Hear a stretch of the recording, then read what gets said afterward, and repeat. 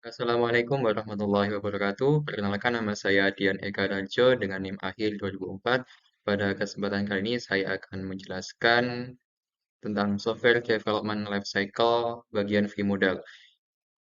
Di sini saya dari kelompok 4, ada beberapa anggota yaitu saya sendiri Dian Eka Rarjo, ada Wisnu Arif Budiman, kemudian Muhammad Randi Ibrahim, ada Edwin Iqbal Santoso, Ahmad Luki Aditya, dan JJ Dava Putra Octavian. Di materi ini akan membahas tentang 4 poin penting yaitu dimulai dari pengertian SDLC model, kemudian struktur SDLC model, kemudian ada kelebihan dan kekurangan, dan juga kesimpulan. Poin pertama yaitu pengertian SDLC model. Model adalah proses pengembangan perangkat lunak di mana eksekusi proses terjadi secara berurutan dalam bentuk V. Bentuk V mewakili hubungan antara setiap siklus hidup pengembangan yang dikaitkan dengan fase pengujian. V-model juga dikenal sebagai model verifikasi dan validasi.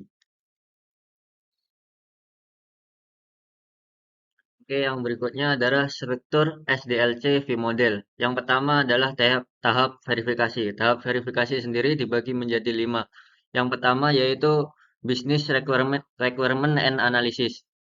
Tahap verifikasi Business Requirement and Analysis adalah bagian kunci dari proses pengembangan proyek bisnis atau teknologi. Tujuannya adalah untuk memastikan bahwa semua kebutuhan bisnis telah dipahami dengan baik. Yang kedua adalah System Requirement Analysis. Proses ini adalah penting dalam pengembangan sistem komputer atau teknologi informasi. Proses ini bertujuan untuk memahami dan mendokumentasikan semua kebutuhan yang harus dipenuhi oleh sistem yang akan dikembangkan. Yang ketiga itu ada arsitektur engineering. Adalah bidang ilmu teknik yang berfokus pada perencanaan, perancangan, dan konstruksi bangunan, dan juga struktur yang aman, efisien, dan fungsional. Yang keempat ada desain.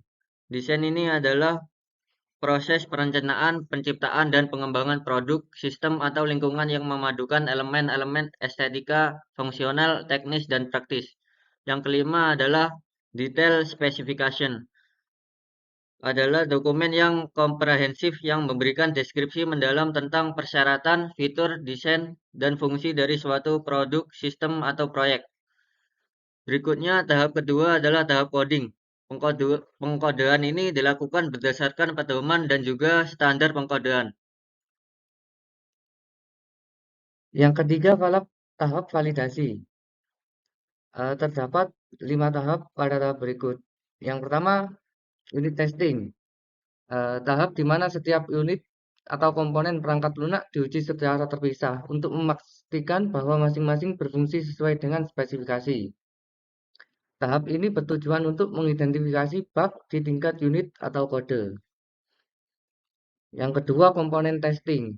Pada tahap ini, komponen-komponen yang telah diuji secara terpisah digabungkan dan diuji bersama untuk memastikan bahwa mereka berinteraksi dengan benar. Tujuannya untuk memastikan bahwa komponen-komponen ini dapat bekerja bersama dengan baik. Yang ketiga, sistem integration testing. Tahap ini fokus pada pengujian integrasi seluruh sistem dan berfungsi seperti bagaimana komponen-komponen yang berbeda berinteraksi satu sama lain dan memastikan bahwa sistem secara keseluruhan. Yang keempat, sistem testing. Pada tahap ini, sistem yang lengkap diuji secara menyeluruh untuk memastikan bahwa semua fungsi dan fitur bekerja sesuai dengan spesifikasi dan kebutuhan. Yang kelima, acceptance testing. Ini adalah tahap terakhir di mana pengguna atau pemangku kepentingan eksternal menguji sistem untuk memverifikasi apakah itu memenuhi persyaratan bisnis dan apakah itu siap untuk digunakan dalam lingkungan produksi.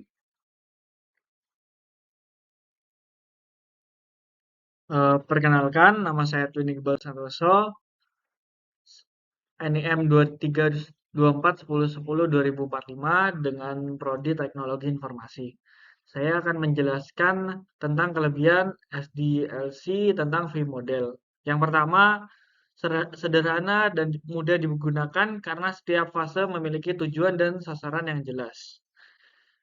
Kenapa begitu? Karena dalam pengembangan perangkat lunak untuk aplikasi sederhana, V-model dapat digunakan karena setiap fase memiliki tujuan dan sasaran yang jelas. Lalu yang kedua, perkembangan dan kemajuan sangat terorganisasi dan terorganisir dan sistematis serta tahapannya diselesaikan satu demi satu. Contoh nyatanya kita dapat melihat dalam sistem perbankan. V-model dapat digunakan karena tahapan-tahapannya diselesaikan satu demi satu dan sangat terorganisir. Lalu yang ketiga, proyek tipe kecil dikerjakan dengan baik karena persyaratannya mudah dipahami.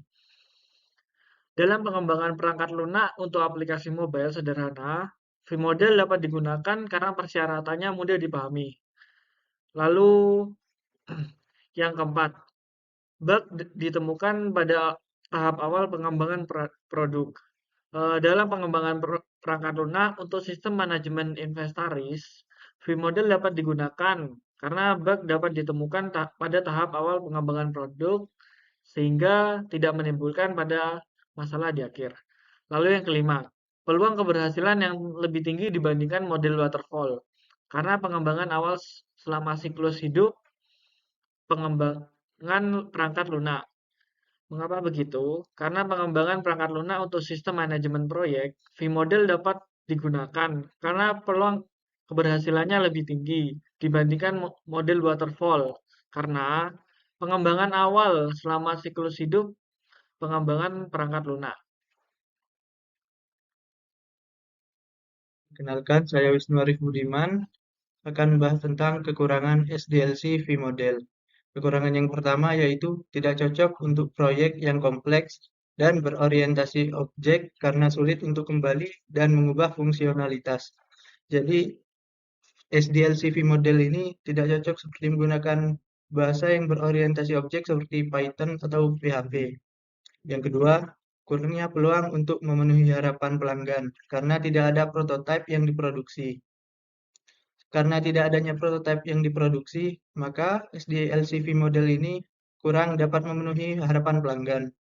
Yang ketiga, adanya ketidakpastian dan risiko karena tidak adanya ketentuan untuk melakukan analisis risiko. Yang keempat, mengunci koherensi dan presisi. Yang kelima, semua dokumentasi proyek harus diperbarui jika ada modifikasi yang dilakukan selama proses pengembangan perangkat lunak. Jadi, jika pengembangan perangkat lunak ada yang dimodifikasi, maka semua dokumentasi harus ada yang diperbarui. Perkenalkan, nama saya Muhammad Berdia